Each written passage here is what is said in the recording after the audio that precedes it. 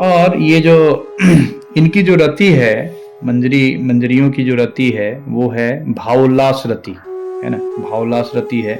ये सखी जो है, ये भावोल्लास रति क्या है कि इसमें ललिता आदि सखी गण भी जो रति है वह श्री कृष्ण के रति के समान अथवा न्यून हो जाता है, ठीक है ना। यानी कृष्ण के से प्रेम करती है ललिता विशाखा, तो एक लेवल है, यानी कृष्ण से प्रेम करती है या तो न्यून या तो कम करेगी या बराबर में करेगी कृष्ण से प्रेम।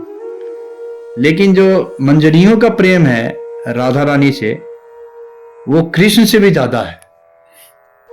यहाँ पे एक तत्व है, इसीलिए मंजरी लोग जो है इनके ऊपर कभी भी कृष्ण का विकार नहीं होता है इनके अंदर, इनके शरीर के अंदर, या कृष्ण को देख के इनके अंदर कोई वांछा नहीं आता है डायरेक्ट, ठीक है।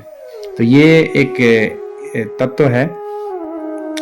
उसके बाद जो मंजरी भाव जो है ये चैतन्य महाप्रभु का अनर्पित चरी करुणा का महान दान है। यानी जब चैतन्य महाप्रभु का इनकारनेशन होता है प्रेम अवतार के रूप में, तो ये मंजरी भाव का जो है इस सृष्टि में दरवाजा खुलता है। जब चैतन्य महाप्रभु का अवतार होता है तो मंजरी भाव का दरवाजा खुलता है। एक्चुअली मंजरी भाव जो देखा जाए तो जीवात्मा का मूल भाव है, एक दृष्टि से देखा जाए तो मूल भाव है। लेकिन होता क्या है कि ये जो मूल चीज है, जैसे सोना अगर मान लो कि आप छोड़ दिया तो उसमें बहुत सारा तत्व सब आ जाता है, जंग लग जाता है, चाहे कुछ उस पर कॉबरिंग हो जाएगा। बट वही सोनार के हाथ में जब आएगा तो सोना क्या है, धीरे धीरे फिल्ट्रेट होकर पूरा 24 कैरेट हो जाता है।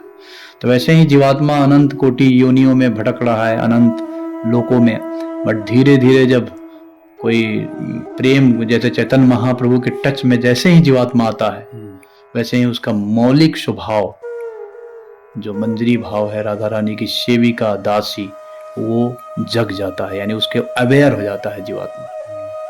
इसीलिए ये जो है इतना आनंददायक है, क्योंकि आपका जो मूल स्वभाव है, मौलिक चेतना, वो जागृत हो जाता है गुरु के उपस्थिति में।